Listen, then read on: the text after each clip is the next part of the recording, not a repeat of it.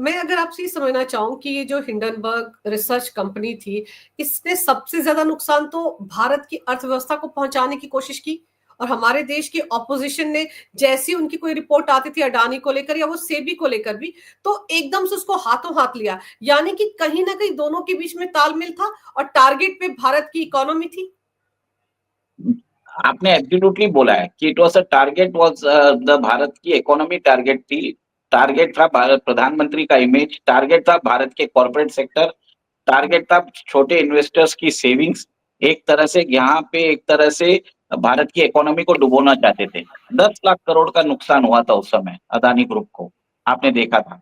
और उस समय आपने ये भी देखा होगा कि जिस हिसाब से एक फियर साइकोसिस भी क्रिएट किया गया भारत के मीडिया हाउसेस ने द हिंडनबर्ग रिपोर्ट को ना कुछ बरोबर स्टडी किया, बस उन्होंने जो भी उसको उन्होंने हेडलाइंस बना के एक तरह से फियर साइकोसिस क्रिएट करके यहाँ पे इन्वेस्टमेंट क्लाइमेट भी खराब करने की कोशिश की।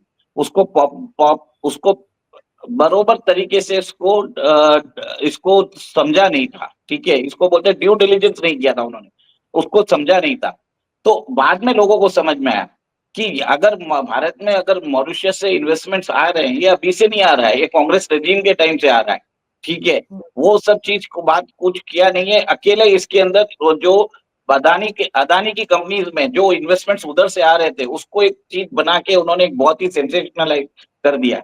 जबकि भारत में अगर सबसे ज्यादा एफआईआई का इन्वेस्टमेंट आता है वो तो आता है मॉरिशस से, आप भी जानते हैं हम भी जानते हैं, राउंड ट्रिपिंग का मामला हमने कितनी बार बात किया। तो ये कोई बड़ी बात नहीं है, बट इन्वेस्टर्स को समझ में नहीं आया, फियर साइकोसिस आ गया। और भारत के मीडिया हाउसेस भी बहुत हद तक इन्वॉल्व है, क्योंकि वो भी मिल चुके थे हिंडनबर्ग से। उनको एक चीज था, they should have gone through the report, they should have highlighted the glaring, जो उन्होंने जो सेंसेशनलिज्म है, प्रोपेगेंडा फैलाने की कोशिश की, वो उन्होंने हाईलाइट उजागर नहीं किया। बाकी सब चीज उन्होंने उजागर करके एक तरह से भारतीय स्टॉक मार्केट को क्रैश करने की कोशिश की। आपको ये मालूम है ये हुआ था फरवरी 2023 में, एक साल बिल्कुल। Before the 2024 Lok Sabha election. तब आपने देखा था जितने भी भारतीय कॉर्पोरेट्स हैं वो अदानी में आके उन्होंने इन्वेस्ट भी किया, उन्होंने सपोर्ट किया। ये एक बहुत ही अच्छी बात थी, क्योंकि उस समय आपने उसके बाद क्या हुआ, ग्लोबल हेज फंड आ गए थे, क्योंकि उनको डच चीप प्राइसेस में मिल रहे थे सारे जो जितने भी स्ट्रेटेजिक स्टॉक्स थे उनको डच चीप प्राइसेस में मिल रहे थे, तो उन्होंने इन्वेस्ट कर लिया। और आज आप देख रहे हैं कि अदानी की वैल्यूएशन वापस वैसी की वैसी है, कोई फर्क तो कुछ नहीं पड़ा। सेकेंड, एक और एक चीज आपने देखा होगा कि अभी थोड़े दिन पहले वापस जैसे आपने बताया था सेबी चीफ के ऊपर भी उंगलियां उठाई गई, उनको भी बोला गया इनके ऑफशोर इन्वेस्टमेंट्स है। आपको ये जान के सबको मालूम होगा कि आरबीआई खुद ही अलाउ करती है, आप और मैं $2.5 लाख पर ईयर हम कोई भी ओवरसीज फर्म में इन्वेस्ट कर सकते हैं, कोई बड़ी बात नहीं है, ये तो आरबीआई की परमिशन दी हुई है, ठीक है। अब कोई किसी को बताना है नहीं बताना है उसकी मर्जी, क्योंकि सारा इंफॉर्मेशन तो टैक्स अथॉरिटीज के पास है।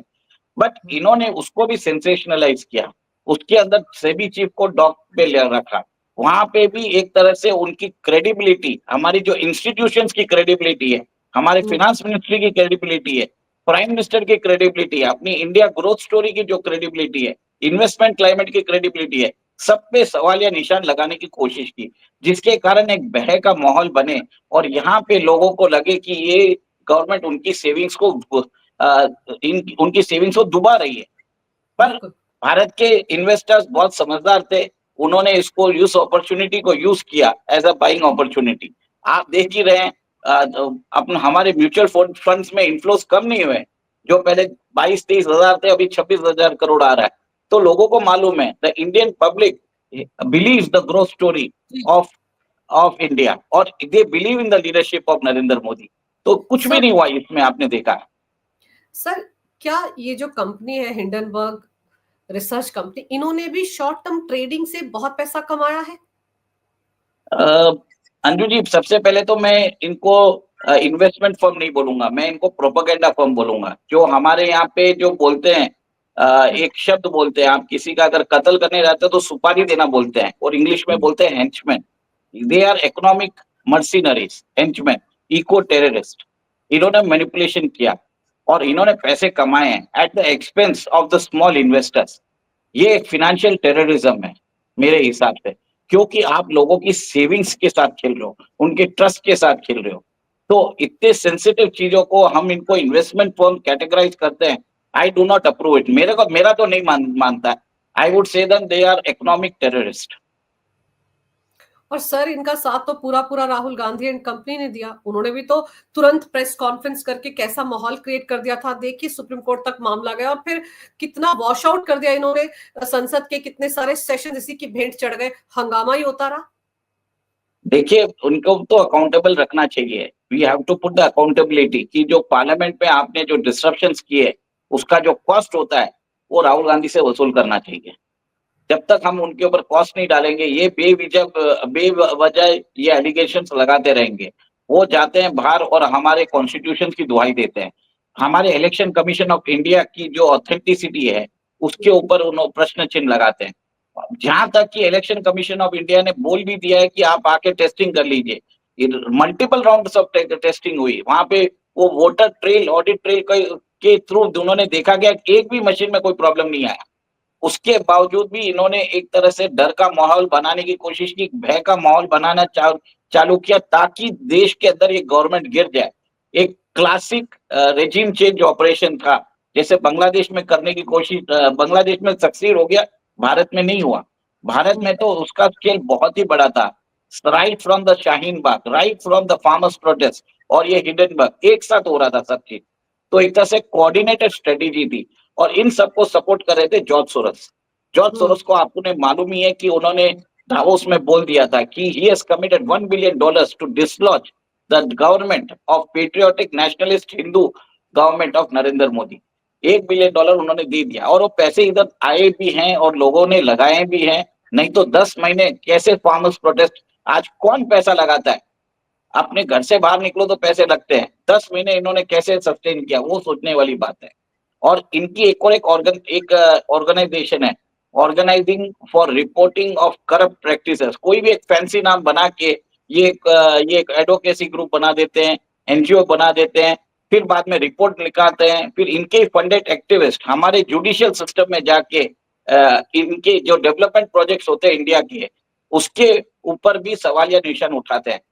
अदानी जी एक और एक चीज है, अदानी कॉपर इंडस्ट्री में भी आ रहे हैं। आपको मालूम होगा वेदांता के साथ क्या हुआ 2018 में। वहां पे प्रोटेस्ट ऑर्गेनाइज किया गया। अनफॉर्चुनेटली उस समय की गवर्नमेंट को उनको गोलियां चलानी पड़ी, जिसके कारण कुछ लोग मारे गए। आज तक 8 साल 6-7 साल हो गए, वो प्लांट बंद है। उस प्लांट का ऐसा था कि that plant was the 7th largest copper refinery unit in the world. From being the net exporter we became importer. और इधर जो भी इनका प्रोडक्शन होता था वो साउथ ईस्ट एशियन कंट्रीज जाता था। आज सारा चीज चाइना उसको सप्लाई कर रहा है। तो ये आप देख लीजिए, जितने भी एनजीओ के प्रोजेक्ट्स होते हैं, एनजीओ फंडेड होते हैं, इसको फंड किया जाता है चाइना के लोगों से या जॉर्ज सोरोस, जो जिनका बहुत बड़ा इंटरेस्ट है चाइना के साथ। पर सर अब जैसे कंपनी बंद कर दी गई, ट्रंप के डर के मारे बंद की गई कि भाई इनके खाते ना खुले, इनके भाई खाते या इनके अकाउंट्स ना देखे जाएं, लेकिन हेरा फेरी तो उन्होंने की है, तो क्या ये बच जाएंगे? इनकी मेरे पुरानी हिसाब फाइल खोलेंगी ना कि किस मंशा के साथ इन्होंने सारी रिपोर्ट्स तैयार की थी। मेरे हिसाब से तो ये बचेंगे नहीं, क्योंकि ट्रंप के कैबिनेट में जितने लोग हैं सब एंटी चाइना हॉक्स है। और आपने देखा है कि अदानी जी पे एक अरेस्ट वारंट निकाला था 1.5 महीने पहले पे। उन पे इल्जाम लगाया गया था कि उन्होंने भारत के कुछ स्टेट गवर्नमेंट्स को रिश्वत दी है। और उसी रिपोर्ट को राहुल गांधी उसको एक बहुत ही जेन्युइन रिपोर्ट मानते हैं और वो बोलते हैं अदानी को गिरफ्तार कर लेना चाहिए। जब हमारे देश के जज ने वर्डिक्ट नहीं दिया, उधर का एक ऑब्जर्वेशन के बेसिस पे राहुल गांधी ऐसा बोल रहे हैं। और सबसे बड़ा हास्यास्पद बात देखिए, जो अटॉर्नी थे उधर वो 1 महीने पहले रिजाइन कर चुके हैं, ठीक है। और ट्रम्प के पहले हिंडनबर्ग ने अपनी कंपनी बंद कर दी है। और इससे पहले जो हिंडनबर्ग ने अपनी रिपोर्ट एक और एक कंपनी के साथ शेयर की, उसका नाम था क्लिंगडन कैपिटल ऐसा कुछ है। उसके अंदर जो रिसर्च एनालिस्ट है, उसकी वाइफ जो है वहां पे अमेरिका में, she is a high flying socialite and she is considered to be the member of CCB. और एक तरह से उसके ऊपर भी इन्वेस्टिगेशन चालू होंगे। तो इन लोगों को लग गया कि अपने ट्रेसेस, अपने ट्रेल सब हटा दो। अभी डोनाल्ड ट्रंप आ रहे हैं, हमें पहले से ही we should close our operations before they come.